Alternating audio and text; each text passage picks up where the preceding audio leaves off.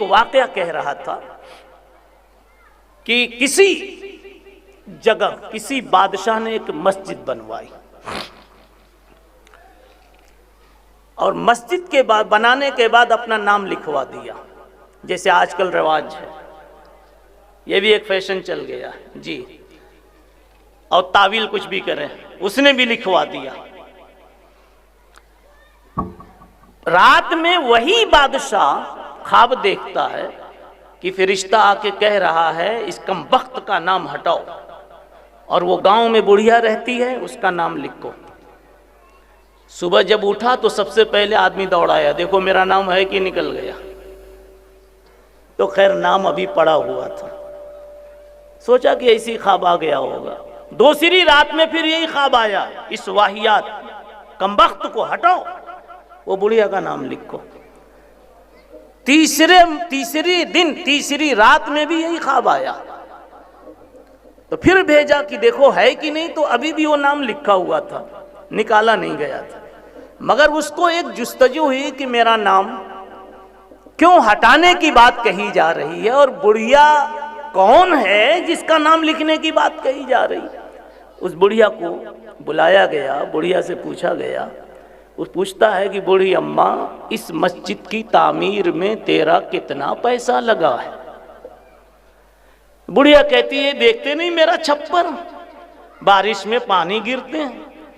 اور یہ چوہوں کی آماج گاہ ہے، رات میں کتے بلی بھی میرے ساتھ یہیں ہو جاتے ہیں، دروازہ نہیں ہے، میں کیا تیری مسجد میں پیسے لگاؤں گی، میری روٹی کا کوئی ٹھکانہ نہیں ہے۔ کہا پھر کیوں ایسا خواب آیا مجھے 3 دن کہ بڑھیا کا نام لکھو؟ تو بڑھیا کہنے لگی جب اوپر ہی سے کھولا جا رہا ہے، جب اوپر ہی سے کھولا جا رہا ہے تو میں بھی اب کھول ہی دیتی، میں نے ایک پیسہ تو نہیں لگایا، لیکن جب تیری مسجد بن رہی تھی اور گدھوں پر لاد کر اینٹیں پہنچائی جا رہی تھی تو میں راستے میں بالٹی میں پانی لے کر کھڑی ہو جاتی تھی اور ان گدھوں کو پلا دیا کر۔ کچھ بات سمجھ میں آ گئی؟ ارے بابا گدھوں کو، مصلیوں کو نہیں پانی پلایا،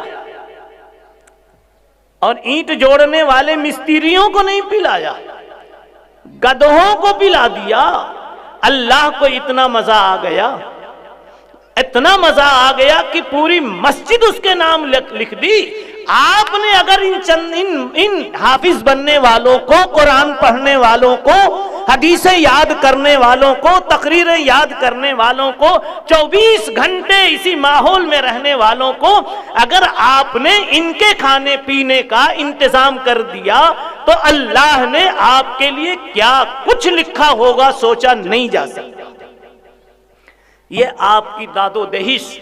اور انعام کی کثرت اور کیفیت کو دیکھ کر میرے دل میں یہ بات آئی کہ آپ کی بھی حوصلہ افزائی ضروری ہے، جیسے آپ نے بچوں کی حوصلہ افزائی فرمائی ہے۔ اللہ تعالیٰ سب کے دیے ہوئے انعامات کو ذخیرہ آخرت بناوے اور دنیا کی زندگی کی خوشگواری اور اچھائی کے لیے ذریعہ بنا دے۔